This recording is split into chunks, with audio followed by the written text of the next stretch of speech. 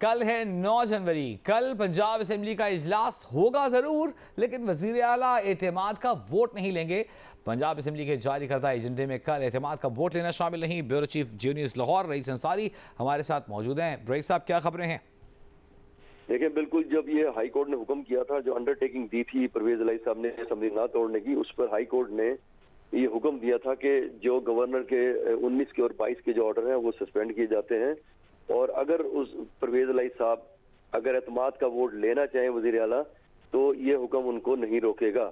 اس دوران جب تحریک جو اسمبلی توڑنا چاہتے ہیں، تحریک انصاف کے پارٹی اور اسپیشلی عمران خان، ان کا ہی مشاورت تو یہ 2 بار کہ ایک بار ایسا ہے کہ 2 جنوری کو اجلاس بلا کے اعتماد کا ووٹ لیا جائے، پھر ایک ان کی مشاورت میں 9 جنوری سامنے ہے، جس کے بعد اسپیکر نے اجلاس طلب کر لیا 9 تاریخ کو۔ لیکن جو 9 تاریخ کو اجلاس طلب کیا گیا ہے اس میں کہیں بھی ایجنڈے میں یہ چیز شامل نہیں ہے۔ اس میں وزارت داخلہ کے کچھ سوالات ہیں، سوال جواب ہیں، اور 2 بل ہیں، اس میں یہ ایجنڈا شامل نہیں۔ لیکن جب ہم نے بات کی پنجاب اسمبلی کے اسپیکر کے ذرائع سے، تو انہوں نے کہا کہ اسپیکر کو اختیار ہے، وہ کسی ٹائم بھی اجلاس میں دوسرا ایجنڈا بھی لا سکتے ہیں۔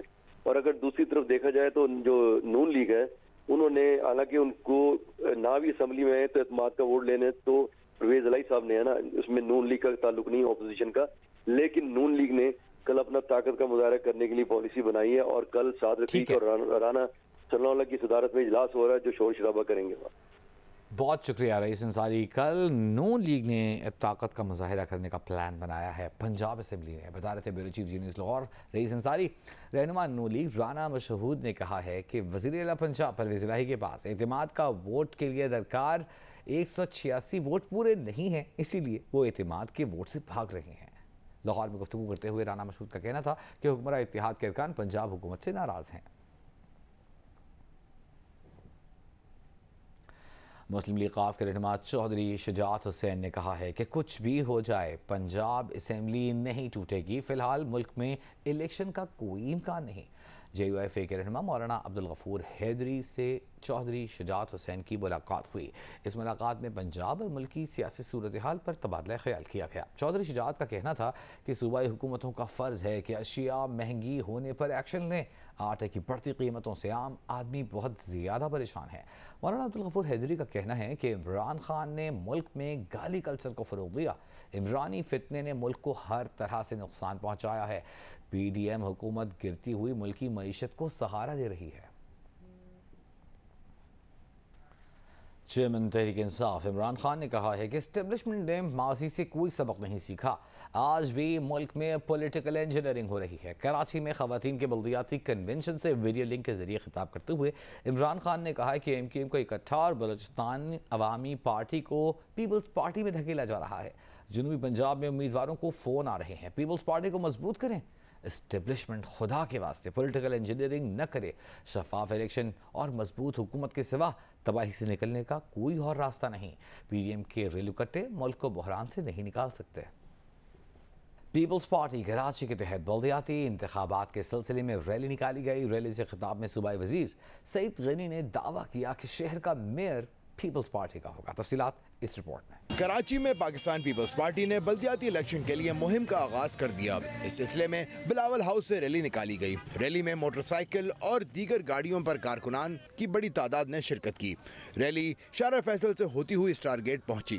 اپنے خطاب میں صوبائی وزیر سعید غنی نے دعویٰ کیا کہ اس بار میئر پیپلز پارٹی کا ہوگا، تاہم میئر کے لیے امیدوار کون ہوگا اس کا فیصلہ قیادت کرے گی۔ جو عام انتخابات ہوں گے اس میں بھی ایم این ایز ہمارے ہوں گے، ایم پی ایز ہمارے ہوں گے، میئر ہمارا ہوگا، ڈپٹی میئر ہمارا ہوگا، چیئرمین ہمارے ہوں گے، یو سی ہماری ہوں گی، کونسلر ہمارے ہوں گے، اور وزیر اعظم ریلی کے شرکا سے خطاب میں جنرل سیکرٹری پیپلز پارٹی سندھ وقار مہدی کا کہنا تھا کہ پیپلز پارٹی نے کراچی میں بلاول بھٹو کے ویژن کے مطابق 14 برسوں میں ریکارڈ ترقیاتی کام کروائے۔ صدر پیپلز پارٹی سندھ نثار کھوڑو نے کہا کہ ووٹ کا حق عوام کو ملنا چاہیے، طاقت کا سرچشمہ عوام ہے۔ شرکا سے خطاب میں پاکستان پیپلز پارٹی کے رہنما نے کراچی میں ریکارڈ ترقیاتی کے کام کرانے کا دعوے کیے۔ امیر جماعت اسلامی کراچی حافظ نعیم الرحمان کا کہنا ہے کہ کراچی کے لوگوں کو 15 جنوری کو فیصلہ کرنا ہے کہ وہ دہشت گردوں اور حقوق سلب کرنے والوں کو منتخب کریں گے یا نئے دور کے آغاز کے لیے گھروں سے نکلیں گے۔ تفصیلات دیکھیے اس رپورٹ میں۔ اسلامی کے تحت باغ جناح میں اعلان کراچی جلسے کا انعقاد کیا گیا، جس میں جماعت اسلامی کے کارکنوں، اقلیتی برادری سمیت خواتین، بچوں نے بڑی تعداد میں شرکت کی۔ شرکا سے خطاب میں امیر جماعت اسلامی کراچی اور بلدیاتی انتخابات میں میئر کے امیدوار حافظ نعیم الرحمان کا کہنا تھا کہ اس شہر کراچی کو کھنڈر بنا دیا گیا ہے، پھر بھی یہ شہر پاکستان کو چلا رہا ہے۔ اسٹیبلشمنٹ کو بھی سوچنا ہوگا اور عوام کی رائے کا احترام کرنا ہوگا۔ وفاق نے اس شہر کو اکیلا چھوڑ دیا ہے، بدامنی اپنے عروج پر پہنچ چکی ہے۔ انہوں نے اسٹریٹ کرائم پر قابو پانے کے لیے رینجرز کو اختیار دینے اور شفاف انتخابات کے لیے پولنگ اسٹیشنز پر فوج کی تعیناتی کا مطالبہ بھی کیا۔ اگر پڑھنا ہے، آگے بڑھنا ہے، ترقی کرنی ہے، مستقبل کو روشن کرنا ہے تو پھر 15 تاریخ کے انتخاب کو آپ یہ سمجھ کر ووٹ ڈالیں کہ نئے دور کا ہم آغاز کرنے جا رہے ہیں۔ ایک مرتبہ منتخب میئر اس شہر میں آ جائے، انشاءاللہ نقشہ تبدیل ہوگا۔ اعلان کراچی جلسے سے رکن assembly Abdul Rashid, national labour federation, تاجر ایسوسی ایشن کے نمائندوں اور جماعت اسلامی کے مقامی رہنماؤں نے بھی خطاب کیا۔ حافظ نعیم الرحمان نے بلدیاتی انتخابات میں کامیابی پر کراچی کے لیے روڈ میپ کی بھی تفصیلات بتائیں اور شہر سے منشیات کے اڈوں کے خاتمے کا بھی حکومت سے مطالبہ کیا۔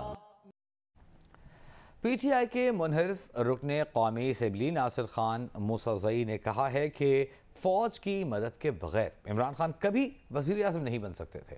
دعویٰ کیا کہ جنرل باجوہ نے حکومت بنانے اور چلانے میں عمران خان کی مکمل مدد کی، لیکن عمران خان نے اپنے محسنوں پر خود کش حملہ کیا۔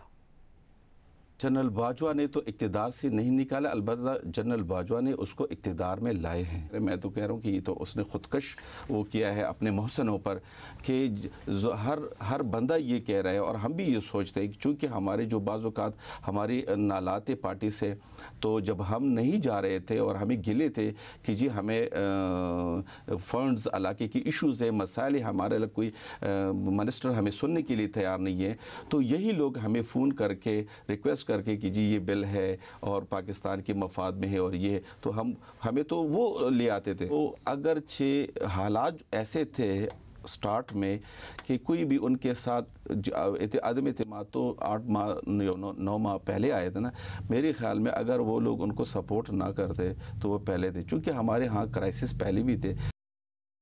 پاکستان اور اقوام متحدہ کے تحت پاکستانی سیلاب متاثرین کی بحالی کے لیے کانفرنس کل جنیوا میں ہو رہی ہے۔ متاثرین کی بحالی اور تعمیر نو کے لیے پاکستان کو 16 ارب 30 کروڑ ڈالرز درکار ہیں۔